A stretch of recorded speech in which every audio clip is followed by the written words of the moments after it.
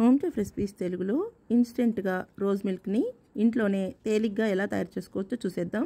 దీనికోసం నాటు గులాబీ రేకులు తీసుకోవాలి. ఒకవేళ ఇంట్లో గనక పన్నీర్ రోజా కాసేటట్లయితే మరీ మంచిదన్నమాట. దీనికి హైబ్రిడ్ రోజాలు అస్సలు పనికిరావు. ఇలా తీసుకున్న నాటు గులాబీ రేకుల్ని విడదీసుకుని శుభ్రంగా 2-3 సార్లు వాష్ చేసుకుని పొడి బట్ట మీద ఫ్యాన్ కింద ఆరబెట్టుకున్నామంటే గాజు సీసాలో వేసుకుని ఎక్కువ రోజుల పాటు స్టోర్ చేసుకోవచ్చు. ఈ రెసిపీ కోసం మనం తాజా గులాబీ రేకులనైనా తీసుకోవచ్చు. 1 కప్పు పాలకి 1/2 కప్పు గులాబీ రేకులు తీసుకోవాలి.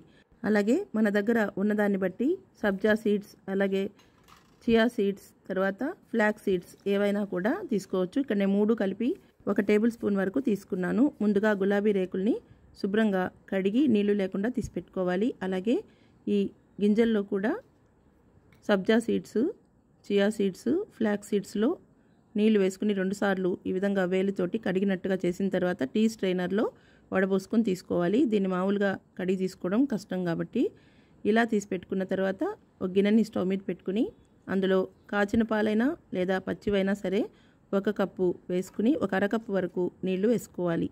తర్వాత ఇందులో ఒక 2-3 టేబుల్ స్పూన్ల వరకు పంచదార వేసుకోవచ్చు. ఇక్కడ నేను పంచదారకు బదులుగా పటిక బెల్లం అంటే మిశ్రీ అంటాం కదా, ఈ మిశ్రీని మనం తీసుకునే తీపిని బట్టి వేసుకోవాలి. తర్వాత కడిగి పెట్టుకున్న గులాబీ రేకులు కూడా 1/2 కప్పు వరకు వేసేసుకుని బాగా మరగనివ్వాలి. కనీసం 10 నిమిషాల పాటు మరగాలన్నమాట. మనం మామూలుగా అయితే రోజా రేకుల్ని షుగర్ సిరప్లో వేసుకుని అలాగే రంగు కోసం బీట్రూట్ ముక్కలు వేసుకుని మరిగించుకున్న తర్వాత వడపోసుకుని స్టోర్ చేసుకుంటాం, లేదా షాప్ నుంచి అయినా కొని వాడుకుంటుంటాం. ఇది వచ్చేసి మనం ఇన్స్టెంట్గా అప్పటికప్పుడు డైరెక్ట్గా గులాబీ రేకులు వేసుకుని మరిగించుకుని చేసుకునేది కాబట్టి ఎక్కువ రంగు రాదనమాట. రంగు కావాలనుకుంటే 2-3 చిన్న ముక్కలు బీట్రూట్ వేసుకోవచ్చు, లేదా రంగు కోసం ఏదైనా ఫుడ్ కలర్ యాడ్ చేసుకోవచ్చు. ఇక్కడ నేను అచ్చంగా హెల్దీగా చేస్తున్నాను కాబట్టి ఏ రంగులు బీట్రూట్ ఏమీ వేయట్లేదనమాట. ఈ లోపల మనం నానబెట్టుకున్న సబ్జా గింజలు, అలాగే ఫ్లాక్స్ సీడ్స్, చియా సీడ్స్ అన్నీ కూడా 10 నిమిషాల్లో నానిపోతాయి. ఇప్పుడు మనం మరిగించుకున్న ఈ పాలని స్టవ్ కట్టేసి అలాగే ఫ్యాన్ కింద వదిలేసామంటే 10 నిమిషాల కల్లా చక్కగా చల్లారిపోతాయి. చూసారు కదా, ఈ రంగు కంటే మించి రాదనమాట అచ్చంగా చేసుకునే రోజ్ మిల్క్లో.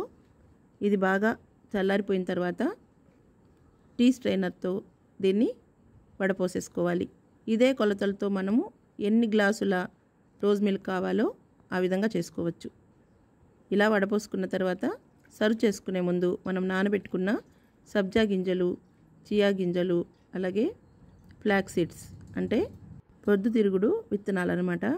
ఇందులో మనకు అన్నీ దొరికితే అన్నీ వేసుకోవచ్చు, లేదా ఏదైనా ఒకటి దొరికినా కూడా అవైనా యూజ్ చేసుకోవచ్చు, లేదా అచ్చంగా రోజ్ మిల్క్ మాత్రమే చేసుకుని తీసుకోవచ్చు అనమాట. మనకి ఇష్టమైతే కనుక ఉడికించుకున్న సగ్గుబియ్యం లేదా సేమియాని కూడా సర్వ్ చేసుకునేటప్పుడు యూజ్ చేసుకోవచ్చు.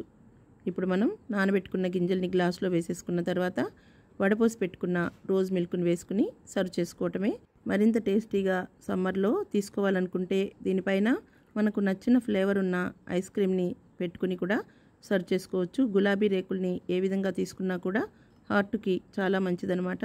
కాబట్టి ఈ విధంగా ఏదైనా రెసిపీగా అయినా చేసుకోవచ్చు, లేదా నాటు గులాబీ రేకుల్ని శుభ్రంగా కడిగేసి ఓ గుప్పెడు తిన్నా కూడా అలాగే చాలా మంచిదన్నమాట. ఈ రెసిపీ మీరు కూడా ఇంట్లో తయారు చేసి చూసి ఎలా వచ్చిందో కామెంట్ చేయండి. నచ్చితే గనక మీ ఫ్రెండ్స్కి, రిలేటివ్స్కి వీడియో లింక్ని షేర్ చేయండి, లైక్ చేయండి. మరిన్ని ఈజీ అండ్ టేస్టీ వంటల కోసం మా హోమ్ చెఫ్ రెసిపీస్ తెలుగు ఛానల్ని సబ్స్క్రైబ్ చేసుకోండి.